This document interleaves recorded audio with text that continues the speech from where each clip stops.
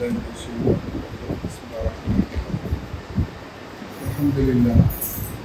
الحمد لله نحمده ونستعينه ونستغفره ونعوذ بالله من شرور انفسنا ومن سيئات اعمالنا من يهده الله فلا مضل له ومن يضلل فلا هادي له أشهد أن لا إله إلا الله وحده لا شريك له وأشهد أن محمدا عبده ورسوله أما بعد கண்ணியமும் பெரும் கருணையும் நிறைந்த எல்லாம் அல்ல அல்லாஹின் நல்லடியார்களே, உங்கள் அனைவர் மீதும் அல்லாஹ் சாந்தியும் சமாதானமும் என்றென்றும் நிலவட்டமாக என்று பிரார்த்தனை செய்தவனாக இந்த உரையை ஆரம்பம் செய்கிறேன். அன்பார்ந்த சகோதர சகோதரிகளே, மரணம் ஒரு மனிதனுடைய வாழ்வில் வரக்கூடிய ஒரு நிகழ்வாக இருக்கிறது.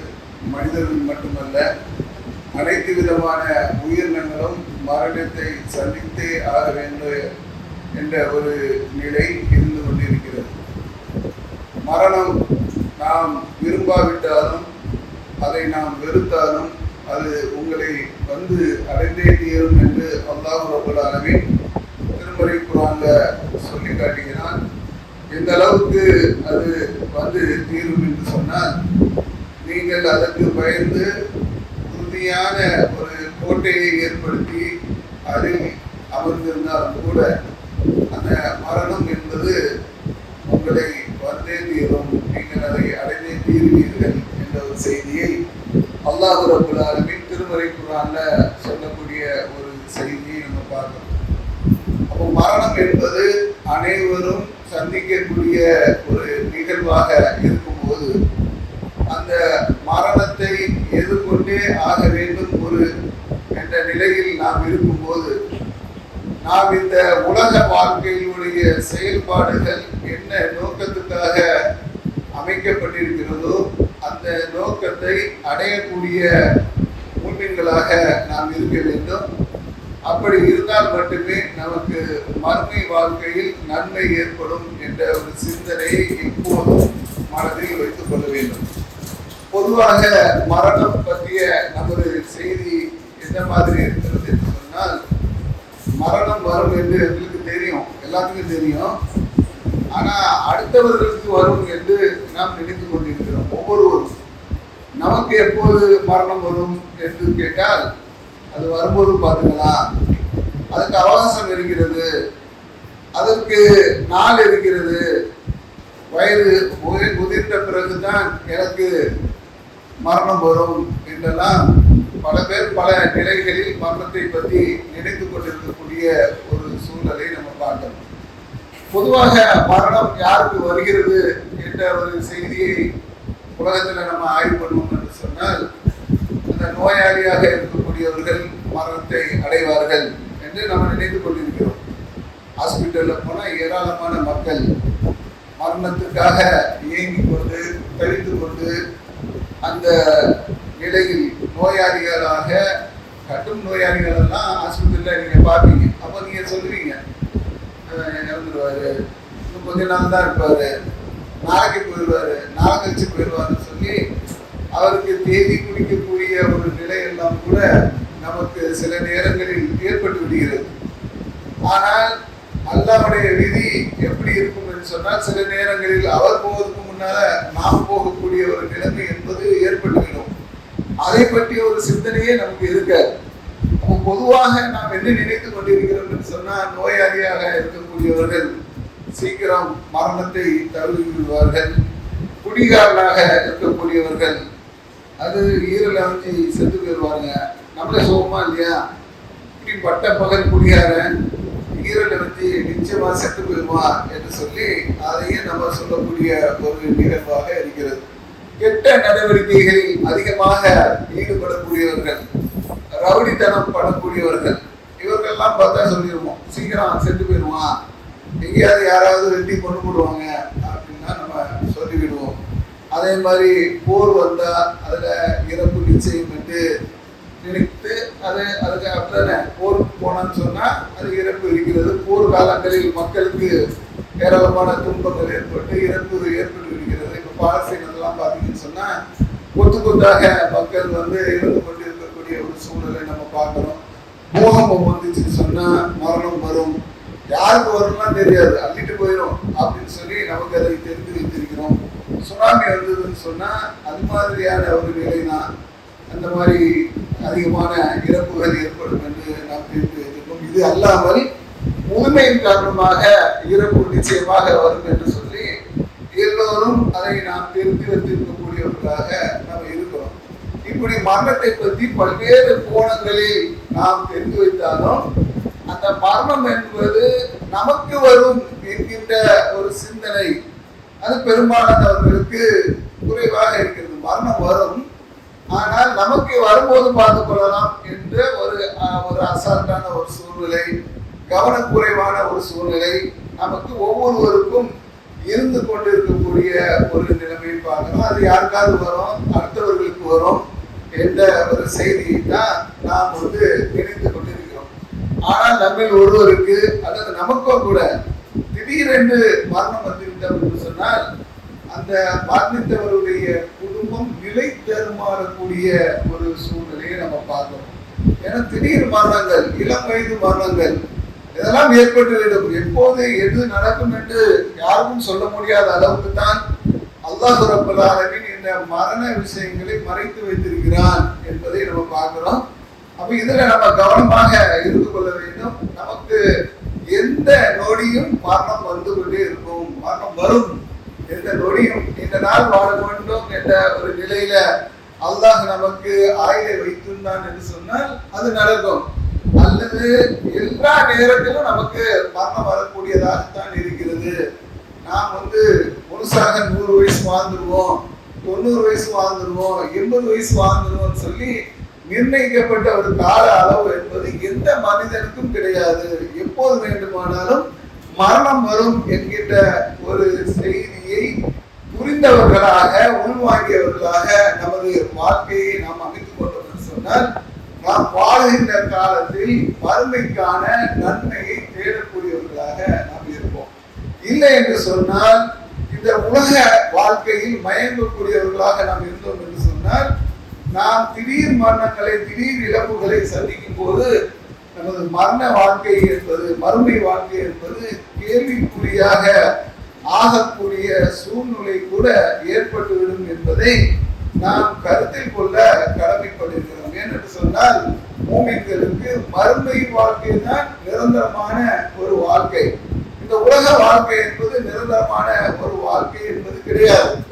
மறுமையில் தான் நமக்கு முழுமையான ஒரு நன்மையை அடையக்கூடிய, பாக்கியத்தை அடையக்கூடிய, சொர்க்கம் என்கின்ற முடிவில்லாத ஒரு வாழ்க்கையை அடையக்கூடிய ஒரு தகுதி என்பது மூமின்களுக்கு இருக்கிறது என்பதை கருத்தில் கொண்டு உலக வாழ்க்கையில் நாம் வாழும்போது மறுமைக்கான நன்மையை சேர்த்து கொண்டே இருக்க வேண்டும். அப்போது பார்த்துக்கலாம், நாளைக்கு பார்த்துக்கலாம், நாளை கழிச்சு பார்த்துக்கலாம், எல்லா விஷயத்தையும் அடைந்த பிறகு முதுமையை பார்த்துக் கொள்ளலாம் என்கின்ற ஒரு சிந்தனை இல்லாமல் நாம் இளமையிலேயே இருக்கும் போதே, நல்ல நிலையில் இருக்கும் போதே நன்மைகளை சேர்த்து வைக்கக்கூடிய ஒரு மக்களாக நாம் இருக்க வேண்டும்.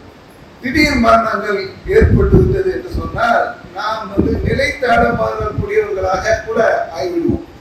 மரணித்தவர் இறந்து விடுவார். இளம் வயதில் மரணங்கள் நீங்கள் பார்க்கலாம். சில இடங்களில் சின்ன வயசுல இறந்து போயிடுவாங்க, அவர் இறந்து விடுவார். ஆனால் குடும்பத்துடைய நபர்கள் தடுமாறுவார்கள். அடுத்து நாம் என்ன செய்ய போகிறோம், நாம் எப்படி நம்ம அந்த வாழ்க்கையை கடத்த போகிறோம் என்ற ஒரு நிலைமைக்கு தடுமாற்றம் ஏற்பட்ட கூடிய அளவுக்கு அவர்களுடைய நிலை என்பது மாறிவிடும். அப்போ உலகத்தில் வாழும் போதே நாம் எப்போது வேண்டுமானால் மரணிக்கலாம் என்கின்ற ஒரு சிந்தனையில அதற்கு தகுந்தால் மாதிரி நமது குடும்ப அமைப்புகளை, குடும்ப உறுப்பினர்களை தயார் செய்யக்கூடியவர்களாக நாம் இருந்தோம் என்று சொன்னால் இந்த பெரிய தடுமாற்றங்களை நாம் தவிர்த்துக் கொள்ளலாம் என்பதை மனதில் வைத்துக் கொள்ள வேண்டும். அல்லாஹ்வின் தூதர் ஸல்லல்லாஹு அலைஹி வஸல்லம் அவர்களுடைய மரணம் நமக்கு ஒரு மிக சிறந்த ஒரு எடுத்துக்காட்டாக கூட அதுக்கு அமைந்து விடுகிறது. அல்லாஹ்வின் தூதர் நோய்வாய்ப்பட்டு தான் மரணிச்சாங்க. ஆனா கூட சகாபாக்கள் மத்தியில அல்லாஹ்வின் தூதர் மரணிக்கவே மாட்டாங்க என்கின்ற ஒரு கருத்து சில பேருக்கு நிலவிய காரணத்தினால் அவர்களுக்கு அந்த மரணத்தை எதிர்கொள்வதில் மிகப்பெரிய ஒரு சிரமம் இருந்ததை வரலாற்று ரீதியாக நாம் பார்க்கக்கூடிய ஒரு நிகழ்வை பார்க்கலாம். உமர் ரலியல்லாஹு அன்ஹு அவங்க அந்த மரணத்தை ஏற்றுக்கொள்ளவே இல்லை. அல்லாஹ்வின் தூதர் அவர் தூங்குறாங்க, இந்த தூங்கி கொஞ்ச நேரத்துல முடிச்சிருவாங்க, அவர்கள் மரணித்து விட்டார்கள் என்று யாராவது சொன்னீர்கள் என்று சொன்னால் அவர்களுடைய தலையை நான் வெட்டுவேன், அவர்களை கொல்லுவேன் என்றெல்லாம் முரட்டு பிடிவாதமாக இருந்த ஒரு நிலைமையை நம்ம பார்க்கணும். உண்மையில அதை சொல்ல மறைச்சிட்டாங்க. அந்த மரண நிகழ்வை அவர்களால் ஏற்றுக்கொள்ள முடியாத ஒரு சூழல் என்பது இருந்தது. அப்ப இந்த மாதிரியான ஒரு சூழல் நமக்கு வராது. ஏன்னா நம்ம மரத்தில் உள்ளவர்களுடைய நிலையை நம்ம அறிந்து கொள்வோம். டாக்டரை வச்சு மரணித்து தான் விட்டார் என்ற ஒரு நிலைமையை நம்ம அறிந்து கொள்வோம். ஆனா அந்த சூழலை எதிர்கொள்ளக்கூடிய ஒரு நிகழ்வுல மிகப்பெரிய ஒரு பின்னடைவை சந்திக்கக்கூடியவர்களாக கூட இருப்போமா இல்லையா? ரொம்ப வாழ்ந்து மறைச்சிட்டான்னு சொன்னா அதை நம்ம எதிர்கொண்டு விடுவோம். ஆனால் இளம் வயது மரணங்களை எதிர்கொள்வதில் மிகப்பெரிய ஒரு சிரமத்தை அடையக்கூடியவர்களாக நாம் இருக்கிறோம். ஆனால் உண்மையில் நாம் எந்த நேரத்திலும் மரணிக்கலாம் என்கின்ற ஒரு சிந்தனை நமக்கு இருக்குமே ஆனால் அதை அழகிய முறையில் குடும்பத்தினரை பக்குவப்படுத்தக்கூடிய யாரோ குடும்பத்துல வேற உறுப்பினர்களாக இருந்தாலும் சரி, அவர்கள் மரணினால் நம்ம கூட சரியாக இருக்கக்கூடிய அந்த நிகழ்வுக்கு நாம் தயாராக இருக்க வேண்டும் என்று சொன்னால் அந்த மரணத்தை பற்றிய புரிதல் நமக்கு இருந்து கொண்டே இருக்க வேண்டும். சங்கு என்கின்ற ஒரு இடத்துல அபூபக்கர் அவங்க போயிடுறாங்க. அல்லாஹ்வின் தூதருடைய மரண செய்தியை கேள்விப்பட்ட உடனே வேகமாக வருகிறார்கள். வேகமாக வந்தால் அந்த ஒரே குழப்பமாக இருக்கிறது. அல்லாஹ்வின் தூதர் மரணிக்கவில்லை என்று ஒரு குரூப் தடுமாறி கொண்டிருக்கிறது. இன்னொரு குரூப், சின்ன குரூப் மரணத்தை விட்டார்கள் என்ற நிலையில் இருந்தாலும் மிக உயர்ந்த மிகப்பெரிய சஹாபியாக இருக்கக்கூடிய உமர் ரலியல்லாஹு அன்ஹு இறக்கவில்லை என்று சொல்லும் போது அவர்களுக்கு பயந்து கூட சில பேர் அதை வெளிப்படுத்த தயங்கி கொண்டு இருக்கிறார்கள். அந்த நேரத்தில் அபூபக்கர் ரலியல்லாஹு அன்ஹு அவங்க சொல்றாங்க, அல்லாஹ்வின் தூதரை பார்த்துட்டு அவங்களை முத்தமிட்டு விட்டு, நீங்கள் உயிரோடு இருக்கும் போதும் மனம் கமர்ந்து இருந்தீர்கள், நல்ல நறுமணமாக இருந்தீர்கள், மரணித்த பிறகும் நறுமணமாகவே இருக்கிறீர்கள் என்று சொல்லி அல்லாஹ்வின் தூதருடைய அந்த மரணத்தை அழகிய முறையில் எதிர்கொண்டவர்களாக அபூபக்கர் ரலியல்லாஹு அன்ஹு இருந்தாங்களா இல்லையா? இதுதான் நமக்கு உண்டான படிப்பினையாகவும் செய்தியாகவும் இருக்கிறது. மரணம் எந்த நிலையிலையும் வரக்கூடியதாக இருக்கிறது, எல்லோருக்கும் வரக்கூடியதாக இருக்கிறது. யாரும் அதுக்கு விதிவிலக்கெல்லாம் கிடையாது. அப்படி இருக்கும்போது அதை அழகிய முறையில் எதிர்கொள்வதற்குண்டான சிந்தனை நமக்கு இருக்க வேண்டும். அபூபக்கர் ரலியல்லாஹு அன்ஹு அந்த சிந்தனையில் உடையவர்களாக இருந்தார்கள். அந்த சமுதாயம் கொஞ்சம் தடுமாறும் போது அவர்களை கட்டுப்படுத்தி சரியான பாதைக்கு அழைத்து செல்லக்கூடிய அந்த வலிமையை பெற்றவர்களாக இந்த சிந்தனை இருந்த காரணத்தினால் அபூபக்கர் அவர்கள் இருந்தார்கள் என்ற ஒரு செய்தியை நாம் ஹதீஸ்கள்ல பார்க்கணும்னு சொன்னா அந்த மரணத்தை பற்றிய புரிதல் நமக்கு எப்போதும் இருந்து கொண்டே இருக்க வேண்டும். சின்ன வயசு தானே, சின்ன வயசுதான் நல்லதான் பேசிட்டு இருந்தா, பைக் எடுத்துட்டு அப்படி போனா மரணம் ஆக்சிடென்ட் ஆயிடுச்சு, செத்து போயிட்டான். தாங்க முடியல, நம்மளால தாங்க முடியல. ஏன் தாங்க முடியல? சின்ன வயசு, வாழ வேண்டிய வயசு அப்படின்னு சொல்லி நம்ம தடுமாறுகிறோம். நல்ல வீட்டுல நல்ல ஒரு குடும்ப தலைவராக இப்போதுதான் நல்ல சம்பாதித்து நல்ல ஒரு நிலைக்கு வரக்கூடிய நேரத்துல திடீரென்று இறந்து விட்டார் குடும்ப தலைவர். எதிர்கொள்ள முடியல, தடுமாற்றம் குடும்பங்கள்ல ஏற்பட்டு விடுகிறது. ஒப்பாரி வைக்கிறாங்க, மாறி மாறி அடிச்சுக்கிறாங்க. என்ன அடிச்சாலும் இறந்தவர் திரும்பி வருவாரா? திரும்பி வரவே மாட்டார். அப்ப அவர் இன்னொரு வாழ்க்கைக்கு சென்று விட்டார். நமது வாழ்க்கையுடைய நிலை என்ன என்ற ஒரு நிலையை நாம் சிந்தித்து பார்த்து உணர்ந்து நம்ம நடந்தோம் என்று சொன்னால் அதுதான் நமக்கு மறுமை வாழ்க்கையில் நன்மை சேர்ப்பதற்கு உதவும். இந்த உலக வாழ்க்கையுடைய தன்மையை அறிந்தவர்களாக நம்ம இருப்போம். எப்போ வேணாலும் மரணம் வரும், எப்போ வேணாலும் நாம் மறந்து விடுவோம். அப்ப இருக்கின்ற காலங்களில் நன்மையை செய்யக்கூடியவர்களாக, தீமையிலிருந்து விலகக்கூடியவர்களாக நாம் இருக்க வேண்டும் என்ற சிந்தனை என்பது அப்போது ஏற்பட்டுவிடும்.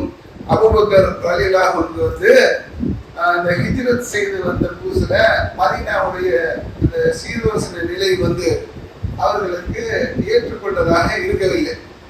அப்போது காய்ச்சலால் அவதிப்படுகிறார்கள், நோய் வருகிறது, காய்ச்சல் என்கிற நோய். இப்ப நமக்கு ஒரு நோய் வந்துச்சுன்னு சொன்னா அதை நம்ம எப்படி எதிர்கொள்றோம்? காய்ச்சல்னா நாளைக்கு போயிடும் அப்படிங்கிற மாதிரி அதை ரொம்ப அசால்ட்டான ஒரு முறையில அப்படி நம்ம எதிர்கொள்றோம். மறுமை சிந்தனை எல்லாம் நமக்கு வருவதெல்லாம் கிடையாது. ஒரு மாத்திரை வாங்கி போட்டா சரியாகிவிடும், டாக்டர் ஊசியை போட்டா சரியாகிவிடும் எந்த எண்ணத்தில் தான் நம்ம நோயை அணுகிறோம். அபூபக்கர் அவங்க ரசூலுல்லாஹ் மறைவு எந்த மாதிரி எதிர்கொண்டாங்கிறதுக்கு இந்த சம்பவம் கூட உங்களுக்கு உதாரணமாக இருக்கும். அப்போ மதீனாவுக்கு வந்த புதுசுல அவர்களுக்கு காய்ச்சல் விடுகிறது. அந்த காய்ச்சல் நிலையில் இருக்கும்போது ஆயிஷா நாயகி தனது தந்தையை பார்க்க போறாங்க. அப்போ அபூபக்கர் ரலியல்லாஹு அன்ஹு ஒரு கவிதை பாடுகிறார்கள். அந்த கவிதை எப்படி இருந்துச்சுன்னு சொன்னா, ஒவ்வொரு மனிதனும் காலை நேரத்தை வாழ்த்துக்களுடன் ஆரம்பிக்கிறான். முடிச்சுட்டான்னு சொன்னா வாழ்த்து தானே, செத்துட்டான்னு சொன்னா தூக்கத்திலே செத்துட்டான்னு சொன்னா அதோட முடிஞ்சிடணும். அப்போ முடிச்சுக்கிறான், அவருக்கு முடிச்சுட்டான்னு சொன்னா அது அவனுக்கு வாழ்த்தாக தான் அமையும். அப்ப அந்த மாதிரி அந்த வாழ்த்தை அந்த நிலையில் காலை பொழுதை அடைகிறான். ஆனால் அவன் உணர மறுக்கிறான். எதை உணர மறுக்கிறான் என்று சொன்னால், அவன் செருப்புக்கும் அந்த செருப்பு வாருக்கும் இடையில் மரணம் இருக்கிறது என்பதை உணர மறுக்கிறான். அப்போ அபூபக்கர் ரலியல்லாஹு அன்ஹு மரணத்தை பற்றிய சிந்தனை அவங்ககிட்ட எப்படி இருந்துச்சுன்னு சொன்னா, அந்த செருப்புக்கும் வாருக்கான மிகப்பெரிய தூரமா இருக்குது. செருப்போடி ஓட்டுனதான் செருப்பு வாரு. அப்ப அந்த அளவுக்கு தான் இந்த மரணம் ஒரு மனிதனிடம் ஒட்டி கொண்டிருக்கிறது. செருப்பில் எப்படி வார் ஒட்டி கொண்டிருக்கிறதோ அது மாதிரிதான் இந்த மனிதனுடைய உடலில் உயிர் ஒட்டி கொண்டிருக்கிறது.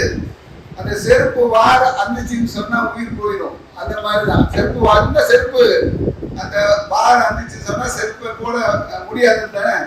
அதே மாதிரி உடலில் இருந்து உயிர் போச்சுன்னு சொன்னா அந்த உடலை நம்ம எந்த விதத்திலும் பயன்படுத்த முடியாது, மரணம் நிச்சயமாக அடைந்து விட்டது என்ற அந்த சிந்தனை உடையவர்களாக அபூபக்கர் இருக்க போய்தான், அபூபக்கர் ரலியல்லாஹு அன்ஹு இருக்க போய்தான் அந்த மரணத்தை பற்றி அந்த சிந்தனை அவங்களுக்கு இருக்க போய்தான் ரசூலுல்லாஹ்வுடைய மரணத்தை அந்த அளவுக்கு அழகான முறையில் எதிர்கொண்டார்கள் என்ற ஒரு செய்தியை கூட நம்ம பார்க்கலாம். அப்ப மரணம் என்பது நமக்கு நிச்சயிக்கப்பட்ட ஒன்றாக இருக்கும் போது அது யாருக்கோ வரும். அந்த வீட்டுல அவருக்கு வந்துருச்சு, இந்த வீட்டுல இவருக்கு வந்துருச்சு. அப்ப நமக்கு எப்போ வரும்? நான் 80 வயசு வாழ்வேன், 90 வயசு வாழ்வேன், 100 வயசு வாழ்வேன் சொல்ல முடியுமா? ஒருவர் கூட சொல்ல முடியாது. அந்த அளவுக்கு இந்த மரணம் என்பது நம்மை வந்தே தீரும். எந்த நிலையில் எப்போது யார் போய்விடுவார்கள் என்ற ஒரு நிலையே இல்லை. இல்லாத உலகம் என்று அதுக்கு தான் சொல்லி வைத்தார்கள். இந்த உலகம் நமக்கானது கிடையாது. எல்லா மனிதர்களும் மறுமையை சந்தித்தே ஆக வேண்டும். ஒரு குறிப்பாக மூமின்களுக்கு மறுமையில் நன்மையாக அடைய வேண்டும் என்று சொன்னால், உலக வாழ்க்கையில் நாம் பல நன்மைகளை செய்யக்கூடியவர்களாக நாம் இருக்க வேண்டும். அந்த நன்மை தான் மறுமைக்கான ஒரு அடித்தளமாக இருக்கும் என்பதை மூமின்கள் கருத்தில் கொள்ள வேண்டும். இந்த மரணத்திற்கும் உலகத்தில் நாம் வாழுகின்ற நிலையில் தேடக்கூடிய, வாழணும்னா செல்வம் அவசியம் தேவைப்படுகிறது. அந்த செல்வத்தை நாம் தேடிக்கொண்டே இருக்கிறோம். அதற்காகத்தான் பெரும் முயற்சி எடுக்கிறோம். செல்வம் தேவை என்பதனால் அதற்கு இருக்கக்கூடிய முயற்சி பலவிதமாக இருக்கிறது. எந்த அளவுக்கு பலவிதமாக இருக்கிறது என்று சொன்னா, அதில் தான் பெரிய பாவங்கள் செய்யக்கூடியவர்களாக இருக்கிறோம். அந்த பொருளாதாரத்தை தேடி நமது அதிகமான ஒரு உழைப்பை செய்யக்கூடியவர்களாக இருக்கிறோம். இந்த மரணத்திற்கும் இந்த செல்வத்திற்கும் நெருங்கிய ஒரு தொடர்பு இருக்கிறது. என்ன தொடர்பு இருக்கிறதுன்னு சொன்னா, அல்லாஹ் ரப்பல் ஆலமீன் திருமறை குர்ஆன்ல சொல்லி காட்டுகிறான், அல்ஹாக்கும் முத்தகாசுர் ஹத்தா ஸுர்துமுல் மகாபீர்.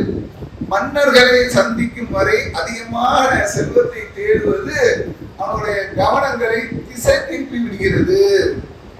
மன்னர்களை சாவுற வரைக்கும் நமக்கு ஒரு சிந்தனை இருந்து கொண்டே இருக்கும். என்ன சிந்தனை? செல்வம், செல்வம் வேணும், செல்வம் வேணும், தேவைக்கு வேணும்ங்கிறதை தாண்டி இன்னும் வேணும், இன்னும் வேணும், இன்னும் வேணும். அதுக்கு இன்னும் வேணுங்கிறது முற்றுப்புள்ளி. எது முற்றுப்புள்ளியே கிடையாது. மண்ணாதான் முற்றுப்புள்ளி, சாவுதான் முற்றுப்புள்ளி. நீங்க எப்ப சாவுறீங்க அதுதான் முற்றுப்புள்ளி, நம்ம எப்ப சாவுறோமோ அதுதான் முற்றுப்புள்ளி என்று சொல்லி அல்லாஹ் ரப்பல் ஆலமீன் மண்ணறையை மையப்படுத்தி மனிதர்களுடைய செல்வ தேடலை முற்றுப்புள்ளி வைக்கிறான் என்று சொன்னால் இந்த நிலை நமக்கு இருக்க வேண்டுமா? அல்லாஹ்வின் தூதர் சொல்றாங்க, ஆதமுடைய மகன் ஒரு தங்க ஓடையே கொடுத்தாலும் சரி அதுல திருப்தி அடைகிறானா? தங்க ஓடை தானங்க அது. ஓடைன்னு சொன்னா தண்ணி வந்துகிட்டே இருக்குது, அதுல இருந்து எடுத்து செலவு பண்ணா கூட அந்த தண்ணி முடியாது, அழியாது. அவன் எப்ப எல்லா தேவையும் அதுல முடித்துக் கொள்பவனாக இருந்தாலும் தண்ணி இருந்து கொண்டே இருக்கும் என்ற ஒரு நிலையில போதும் என்று சொல்றானா? சொல்ல மாட்டேங்கிறான. இன்னொரு ஓடை இருந்தா நல்லா இருக்குமே அப்படின்னு சொல்றாங்க. ஆதமுடைய மகனுக்கு விதிக்கப்பட்ட ஒரு செய்தியாக இருக்கிறது என்று சொன்னால் இந்த நிலையில் ஒட்டுமொத்த மனித சமுதாயம் இதே நிலையில் தான் இருக்கிறது. இந்த நிலையில் மூமின்களும் இப்படி இருக்க வேண்டுமா? மூமின்கள் இப்படி இருந்தார்கள் என்று சொன்னால் உலகத்தில் நன்மையை அடைய முடியுமா? நன்மையை அடையவில்லை என்று சொன்னால் மறுமை வாழ்க்கை எப்படிப்பட்டதாக இருக்கும் என்பதை சிந்தித்து பார்க்க கடமைப்பட்டிருக்கிறோம். அல்லாஹ் ரப்பல் ஆலமீன் திருமறை குர்ஆன்ல சொல்லி காட்டுகிறான், பெண்கள் ஆண் மக்கள் சேகரிக்கப்பட்ட தங்க வெள்ளி குவியல்கள், உயர் ரக குதிரைகள், கால்நடைகள், விவசாய நிலங்கள் ஆகியவற்றை விரும்புவது, ஆசைக்குள்ளதாக ஆக்கிக் கொள்வது மனிதர்களுக்கு அழகாக ஆக்கப்பட்டிருக்கிறது. இதெல்லாம் நீங்க இயற்கையாவே விரும்பக்கூடியவர்களாக இருப்பீங்க. இப்படி விரும்பினாதான் சர்வே வேலை நடக்கும், அடுத்த கட்டத்துக்கு முயற்சிப்பீங்க. விரும்பவில்லை என்று சொன்னா என்ன செய்வீங்க? வீட்டுல படுத்து தூங்குவீங்க. தூங்குனா சோறை எடுத்துருவான், அல்லாஹ் தருவான், அல்லாஹ் தான் தருவான். ஆனா அதுக்கு உண்டான முயற்சி அது வரும் அப்படிங்கிற மாதிரி சோர்ந்து இருக்கக்கூடிய ஒரு நிலை இருக்கும். அப்ப அல்லாஹ் சோர்வு மனிதர்களுக்கு வரக்கூடாது என்பதற்காக இதெல்லாம் இயற்கையாகவே மனிதர்களுக்கு அழகாக்கப்பட்ட ஒரு விஷயமாக ஆக்கி வச்சிருக்கிறான். ஆனா இதெல்லாம் இந்த உலகத்துடைய இன்பங்கள் தான். அல்லாஹ்விடம் தான் அழகிய தங்குமிடம் உள்ளது. அப்போ இந்த உலகத்துக்கு தேவையான அளவுக்கு நம்ம செல்வத்தை பெறுவதில், அதை அடைவதில், அதை தேடிக்கொள்வதில் நமக்கு மிகப்பெரிய ஒரு நன்மை இருக்கிறது. அடுத்தவர்களிடமே கையேந்தி நிற்பது நமக்கு அழகானது அல்ல. நமக்கு தேவையானதை உழைத்து சம்பாதித்துக் கொள்வதில் நமக்கு ஒரு ஆர்வம் இருக்க வேண்டும். அதுதான் நல்ல ஒரு நிலையாக இருக்கும். அல்லாஹ்வின் தூதர் சொல்றாங்க, ஒருவர் காட்டுல போய் விறகு சேகரித்து அதை மக்களிடம் விற்று அதில் ஏற்பட வருவாயில தானும் சாப்பிட்டு அதிலிருந்து தர்மம் செய்வார் என்று சொன்னால் அவர்தான் சிறந்தவர். அப்ப சிறந்த ஒரு மனிதருடைய நிலை என்பது செல்வத்தை தேடுவது என்பது தவறு கிடையாது. செல்வத்தில் மூழ்குவது என்பது தவறாகிவிடும். செல்வத்திலேயே மூழ்கி விட்டோம் என்று சொன்னால் மறுமைக்கான நன்மையை நாம் எப்படி சம்பாதிப்போம்? நீங்கள் ஒவ்வொருவரும் மறுமைக்கான நன்மைகளை முற்படுத்துங்கள். நன்மைகளை முற்படுத்துவது எப்படி முற்படுத்த முடியும்? நமக்கு ஏற்படக்கூடிய இந்த உலக வாழ்க்கை, நமக்கு இருக்கக்கூடிய இந்த உலக வாழ்க்கையை நல்ல விதமாக நாம் அணுகும் போதுதான் மறுமை என்பது இருக்கிறது. அந்த மறுமை வாழ்க்கையில நன்மையை நாம் சேகரித்துக் கொள்ள வேண்டும் என்ற ஒரு சிந்தனை எப்போதும் இருக்கும் போதுதான் செல்வமும் சேகரிப்போம், அதன் மூலம் நன்மையும் செய்யக்கூடியவர்களாக நாம் இருப்போம். மரணம் எனக்கு வராது, வரும்போது பார்த்துக் கொள்ளலாம் என்ற ஒரு சிந்தனை நமக்கு இருக்குமே ஆனால் நம்ம நன்மையின் பக்கம் அதிகமாக முகம் கொடுப்போமா? நன்மை நமக்கு அருகில் வரும். ஒரு தர்மம் செய்யுங்க, ஒரு ஏழை இருக்கிறாங்க அவங்களுக்கு தர்மம் செய்யுங்க, ஒரு ஒரு முடியாதவர்கள் இருக்கிறாங்க அவங்களுக்கு தர்மம் செய்யுங்க, நோயாளி இருக்கிறாங்க தர்மம் செய்யுங்கன்னு சொன்னா முகத்தை திருப்பி கொள்கிறான். எதுக்கு திருப்பி கொள்கிறோம்? அது அடுத்தவங்களுக்கு நியாயம் கொடுக்கணும். நான் இந்த உலகத்துல நிறைய சேர்க்கணும், நான் இடம் வாங்கணும், நான் வீடு கட்டணும், நான் கார் வாங்கணும், அதை வாங்கணும், இதை வாங்கணும், என் சந்ததிக்கு சேர்த்து வைக்க வேண்டும் என்ற சிந்தனை மிகைத்து விடுமே. ஆனால் நன்மையை செய்யக்கூடியவர்களாக நாம் இருப்போமா? மறுமைக்கு முற்படுத்தக்கூடிய நன்மையை நாம் சேகரித்து வைக்க வேண்டும் என்று சொன்னால் மரணம் எனக்கு எப்போது வேணாலும் வரும், மறுமையில நான் நல்ல நிலையை அடைய வேண்டும் என்று சொன்னால் இந்த வாய்ப்பை நான் பயன்படுத்திக் கொள்ள வேண்டும். நம்மளால முடிஞ்சதை நான் கொடுக்க வேண்டும் என்ற ஒரு சிந்தனை என்பது நமக்கு இருந்து கொண்டே இருக்க வேண்டும். உலக வாழ்க்கை என்பது கவர்ச்சியாக ஆக்கப்பட்ட ஒன்று. இந்த கவர்ச்சியில நாம் மூழ்கிவிட்டோம் என்று சொன்னால் மறுமையை மறந்து விடுவோம், மரணத்தை கூட மறந்து விடுவோம். நிச்சயமாக தெரியும் நம்ம மரணிப்போம் என்று சொல்லி, ஆனால் மறந்து விடுவோம். அந்த மாதிரியான ஒரு நிலைக்கு நாம் சென்று விடக்கூடாது. வானில் குரா என்கின்ற ஒரு இடத்துல அல்லாஹ்வின் தூதர் அவர்கள் ஒரு போருக்கு போயிட்டு தங்குறாங்க. அந்த ரெஸ்ட் எடுப்பாங்கல்ல, பயணத்துல ரெஸ்ட் எடுக்கக்கூடிய ஒரு நிலையில ஒரு அம்பு ஒண்ணு எங்கிருந்தோ அல்லாஹ்வின் தூதருடைய அடிமையை தாக்கி விடுகிறது. அந்த அடிமை இறந்து விடுகிறார் அந்த அம்பு காயத்தினால். மக்கள் எல்லாம் அல்லாஹ்வின் தூதர்கிட்ட சொன்னாங்க, அல்லாஹ்வின் தூதரே வாழ்த்துக்கள், போர்ல ஒருத்தர் இறந்துட்டான்னு சொன்னா, அந்த மாதிரி நிகழ்வுல இறந்துட்டான்னு சொன்னா ஒரு சொர்க்கம் தானே. அந்த அடிப்படையில அந்த அல்லாஹ்வின் தூதர்கிட்ட வாழ்த்துக்கள் சொல்றாங்க. உயிர் பொறுத்து நம்மளாத்தான் கவலைப்படக்கூடியவர்களாக இருப்போம். ரசூலுல்லாஹ் வாழ்த்து மறுமையை அப்படி அந்த அளவுக்கு நேசிச்சாங்க. அதே அந்த புரிதல் அவங்ககிட்ட இருந்துச்சு. மறுமைதான் நமக்கு முழுமையான நன்மையை தரக்கூடிய ஒரு நாள் என்பதை புரிந்து முழு ஈடுபாடோடு இருந்தார்கள். அப்ப வாழ்த்துக்கள் சொன்னாரு. அப்ப அல்லாஹ்வின் தூதர் சொன்னாங்க, அவர் நரகவாசியாக இருக்கிறார் சொன்னாங்க. போருக்கு வந்திருக்கிறாரு, அப்பதி கொலை செய்யப்பட்டு இருக்கிறாரு, உயிரை தியாகம் செய்திருக்கிறாரு. அவர் எப்படி நரகவாசியா இருப்பார்னு சொன்னா, அந்த கனிமத்து பொருள்லாம் எடுத்துட்டு வருவாங்களா இல்லையா, அதுல அவர் ஒரு போர்வையை எடுத்து வைத்துக் கொண்டார். அந்த போர்வை ஒரு குளிருக்கு ஒரு போர்வை இருக்கணும்னு சொல்லி அதை எடுத்து வைத்துக் கொண்டார் போல. அப்ப ரசதா அவர்கிட்ட ஒரு போர்வை இருக்கிறது, அதை எடுத்துன்னு சொல்லும் போது போர்வை எடுக்கிறாங்க. அல்லாஹ்வின் தூதருடைய அனுமதி இல்லாமல் கனிமத்து பொருளுடைய அந்த போர்வை எடுத்த காரணத்தினால் அவர் ஹலாலாக்கப்பட்ட ஒரு விஷயத்திலிருந்து விலகி கொண்டு ஹராமை தேடிக்கொண்டார். அதன் மூலமாக நரகத்தில் போய் சேர்வார் என்று சொல்லி அல்லாஹ்வின் தூதர் சொல்றாங்க. இன்னைக்கு வாழ்க்கையில நாம் எவ்வளவு ஹராமான வேலைகளை செய்து கொண்டிருக்கிறோம் யோசிச்சு பாருங்க. உடனே ஒருத்தர் அல்லாஹ்வின் தூதரே நான் செருப்பு வாறு எடுத்து வச்சிருக்கேன், இந்த செருப்பு வாறு இருந்தாங்கன்னு சொல்லி ஒப்படைக்கிறாங்க. அல்லாஹ்வின் தூதர் சொல்றாங்க, இந்த நிலையை நீ மாற்றிச்சேன்னு சொன்னா உனக்கு நரகம் தான் அப்படின்னு சொல்லி அல்லாஹ்வின் தூதர் எச்சரிக்கிறாங்க. வாழ்க்கையில நம்மளுடைய எவ்வளவு ஹராம் சேர்த்து விட்டது, நம்ம எந்த அளவுக்கு நம்மளது பொருளாதாரத்துல ஹராமை சேர்த்து வைத்திருக்கிறோம். இதெல்லாம் கருத்தில் கொண்டு ஹராமிலிருந்து விலக வேண்டும். மறுமையில் நமக்கு நல்ல ஒரு பரிசு இருக்கிறது, அதற்கு முயற்சி செய்ய வேண்டும். மரணம் எப்போதும் நம்முடன் வரக்கூடியதாக இருக்கிறது என்பதை கருத்தில் கொண்டு நேரான வழியில் நமது வாழ்க்கையை அமைத்துக் கொள்ள வேண்டும். மறுமை சிந்தனையை எப்போதும் நினைத்து பார்க்கக்கூடியவர்களாக, மறுமைக்காக வாழக்கூடியவர்களாக, முடிவில்லாத அந்த வாழ்க்கைக்கு நன்மையை அடைந்து கொள்ளக்கூடிய நன்மக்களாக நாம் இருக்க வேண்டும். அதற்கு மறுமை சிந்தனை என்பது, மரண சிந்தனை என்பது உதவக்கூடியதாக இருக்கிறது. அந்த மரண சிந்தனையை எப்போதும் நம்ம சிந்தனையில் வைத்து செயல்படக்கூடிய நன்மக்களாக அல்லாஹ் ரப்பல் ஆலமீன் உங்களையும் என்னையும் ஆக்கி அருள்வானாக. அந்த சகோதரர்களே, மரணம் எப்போது வேணுமானால் வரும் என்ற ஒரு நிலையில நாம் நமது சந்ததிகளை அதற்கு தயாரிப்படுத்தக்கூடியவர்களாக இருக்க வேண்டும். அந்த சிந்தனை, மர்ம சிந்தனை, மார்க்க சிந்தனையை நமது குடும்பத்தினருக்கு கூட்டக்கூடியவர்களாக இருக்க வேண்டும். யாக்கூப் அலைஹிஸ்ஸலாம் அவர்களுக்கு மரணம் நெருங்குற வேலையில, அவங்க முதுமை நிலையில மரணிச்சாங்க. அப்போ முருமை நிலையில மரணிச்சா கூட அந்த மரண நெருங்கும் வேலையில தனது பிள்ளைகள்லாம் கூப்பிடுறாங்க. அந்த பிள்ளைகள் சொன்னா யூசுப் அலைஹிஸ்ஸலாம் இருப்பாங்க தானே, அவங்க ஒரு நபி தானே, அவங்களுக்கு எல்லாம் தெரியும்னா அவங்களையும் கூட பிள்ளைகளை அழைத்தார்கள் என்று வருகிறது. பிள்ளைகளை அழைத்தார்கள். திருமறை குர்ஆன்ல பார்க்கலாம், எனக்கு பிறகு நீங்கள் யாரை வணங்குவீர்கள் என்று சொல்லி தனது பிள்ளைகள் கேட்கிறாங்க. அந்த பிள்ளைகள் சொல்றாங்க, உமது இறைவனும் உமது முன்னோர்களான இப்ராஹிம், இஸ்மாயில், இஸ்காக் ஆகியோருடைய ஒரே இறைவனாகிய அல்லாஹ்வை தான் நாங்கள் வணங்குவோம், அவனுக்கே நாங்கள் கட்டுப்பட்டவர்கள் என்று அந்த பிள்ளைகள்லாம் சொன்னதாக திருமறை குர்ஆன்ல நாம் படிக்கலாம்.